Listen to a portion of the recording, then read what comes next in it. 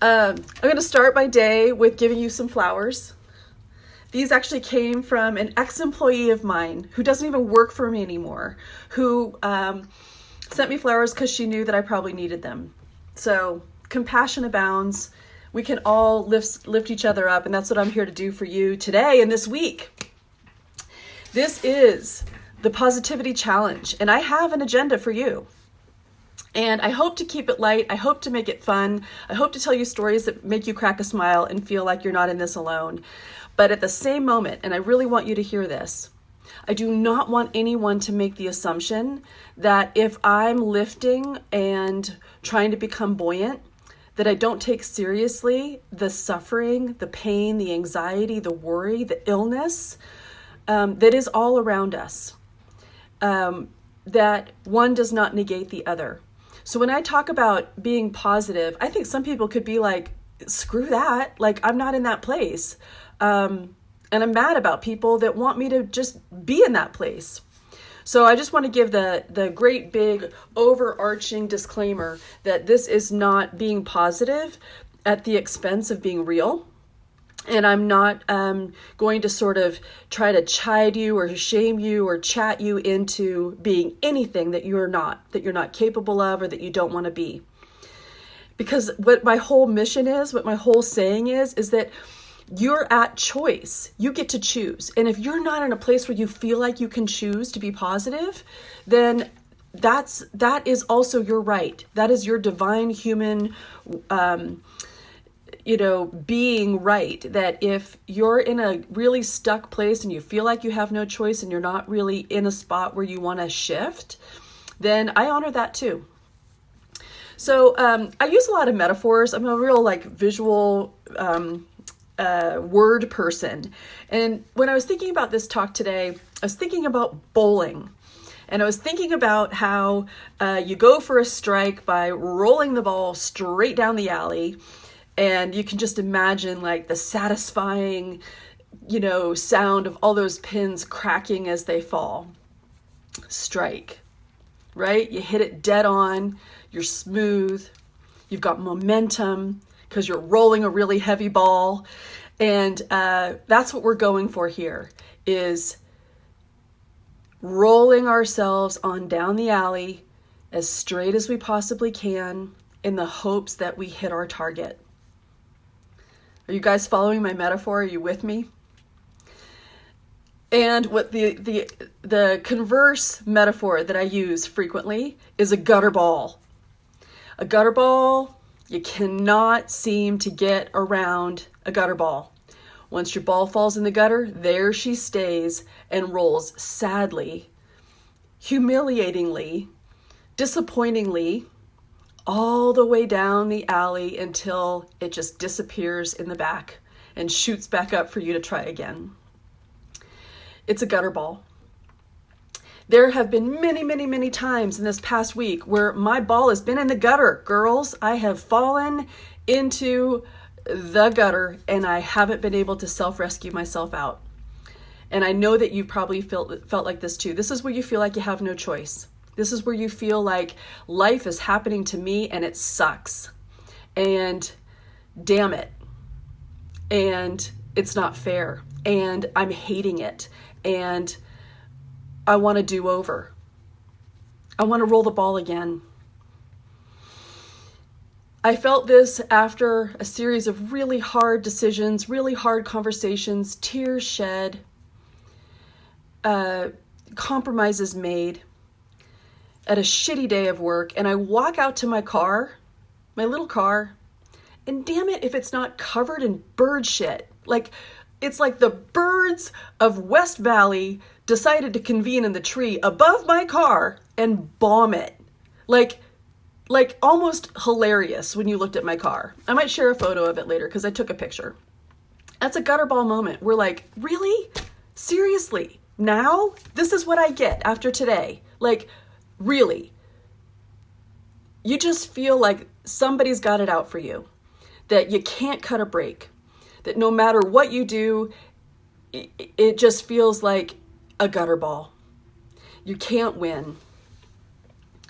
And I know that that's not true. But in the moment, it feels true, right?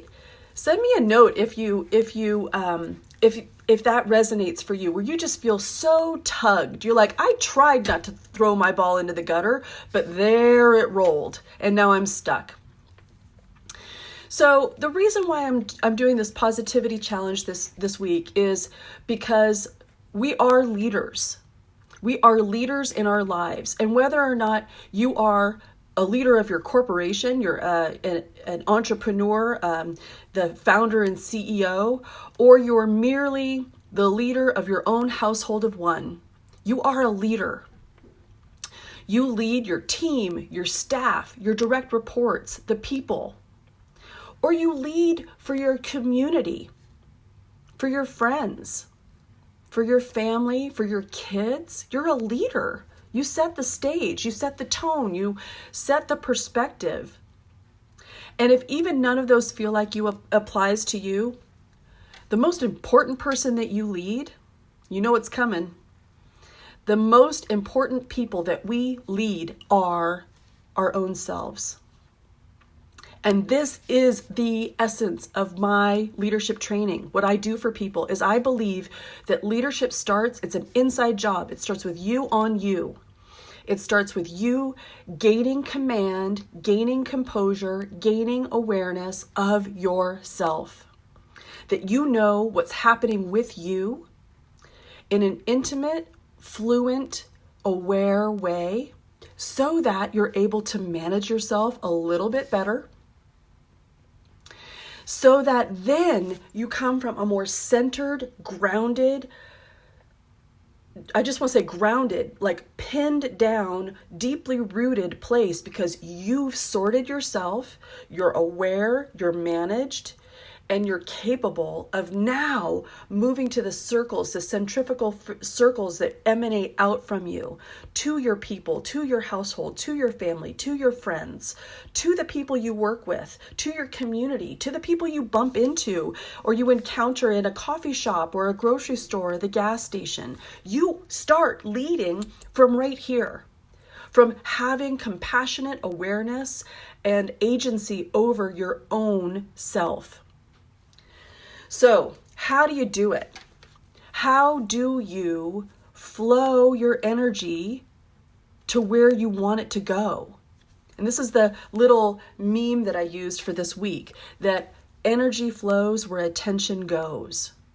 That which you focus upon expands. That which you see and perceive and digest and ruminate on and focus upon and obsess about is what will dominate your thoughts, what will dominate your sense of rightness or wrongness. So, just to use my silly little analogy previously, if I had just focused on how my car was covered in bird shit, and every time I looked in my rearview mirror, I continued to see that echoed back to me, regardless of whether I chose to think about it or not, if I let those thoughts infect my space, I can't feel anything but a gutter ball, because my attention is going and my energy is flowing to feeling like a victim, to the birds, to the shitty day, to the lack of control I have. That if I'm focusing on it, that is what expands. So again, if you're just joining me, I want to send you a big disclaimer that this is not to make light of the fact that sometimes what has our attention, what grabs our attention, are the circumstances around us that are super, super challenging for us to mitigate or manage. We feel captured and held and hooked like a fish by our circumstances. But that's a signal that you need even more than ever to do this work, to gain composure and awareness so that you can level yourself up and out, away from the gutter. So how do you do it? You notice your thoughts. So here's the challenge part for today. You ready? You notice your thoughts. You come outside of work after a really crappy day and you notice, okay, my car is covered in bird shit. And you let yourself feel the thought and the emotion behind it. Like, first I'm just pissed off, or I feel like it's not fair, or really, seriously, like this is how it's going to go. sort of like being a victim and feeling sort of mad at the world, right?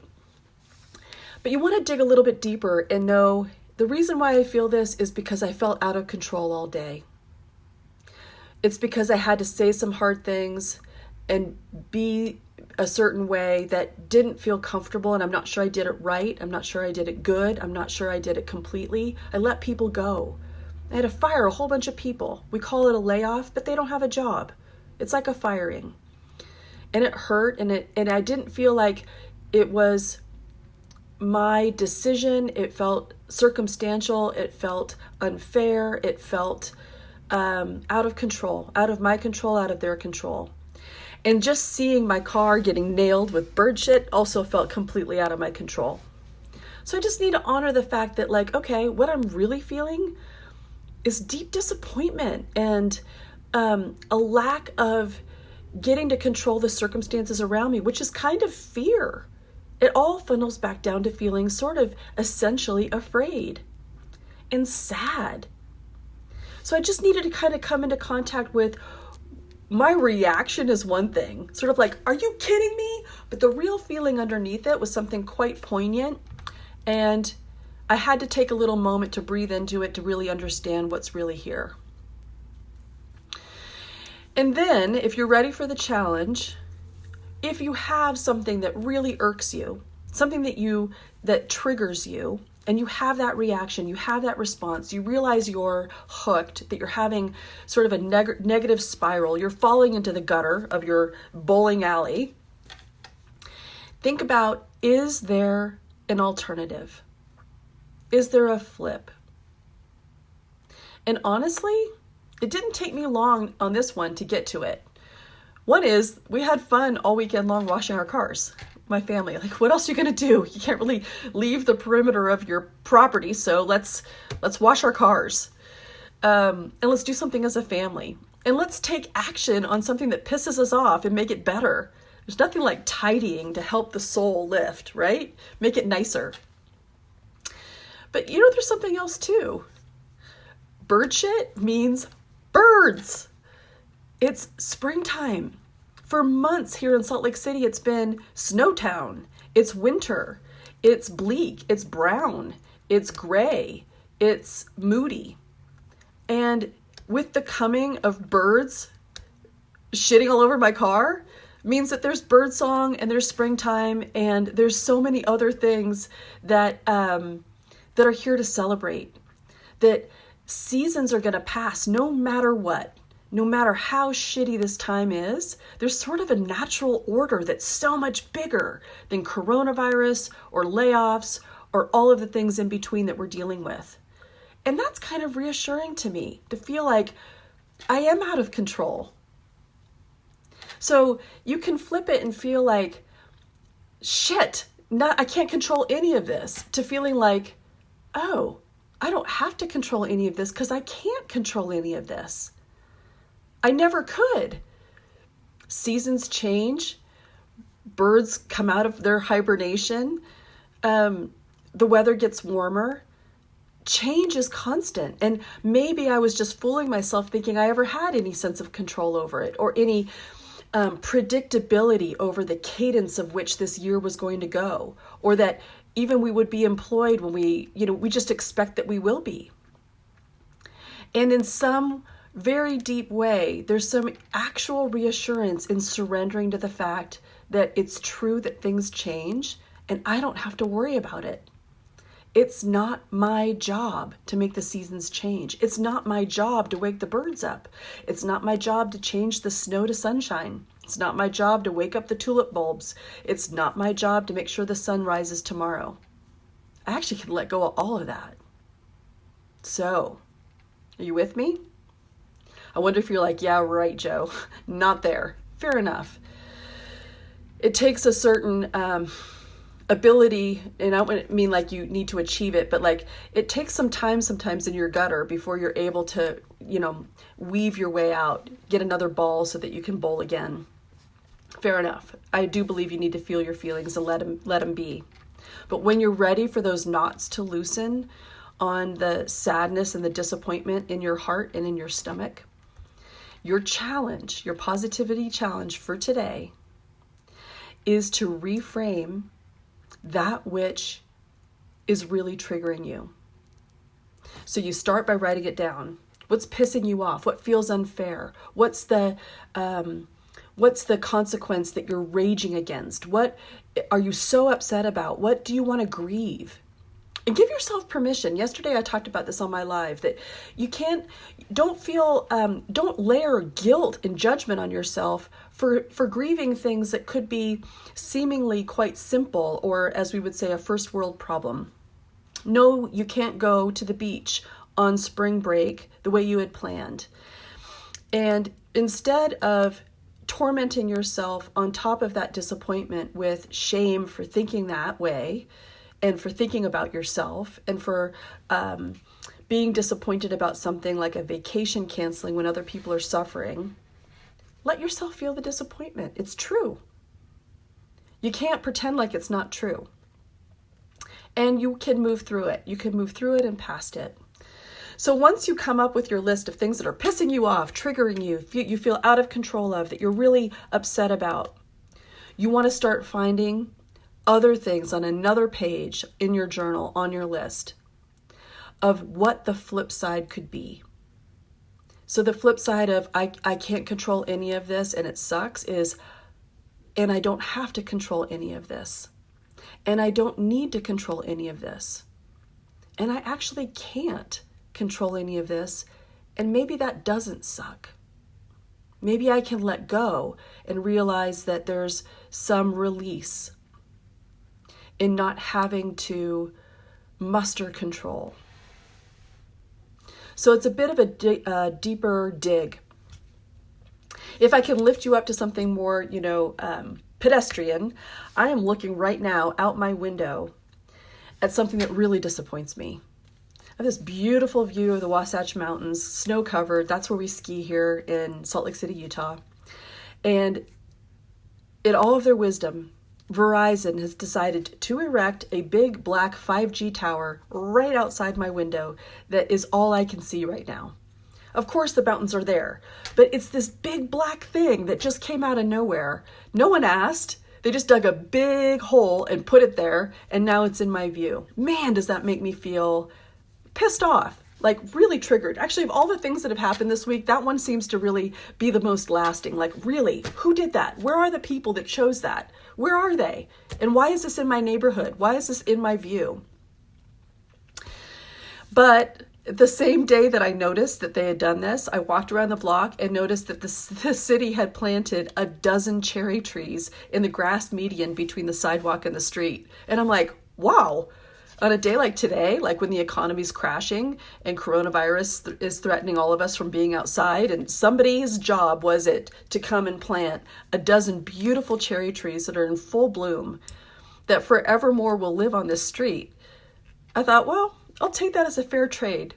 I'll see that instead of that. I'll look at the blossoms instead of the big black thing.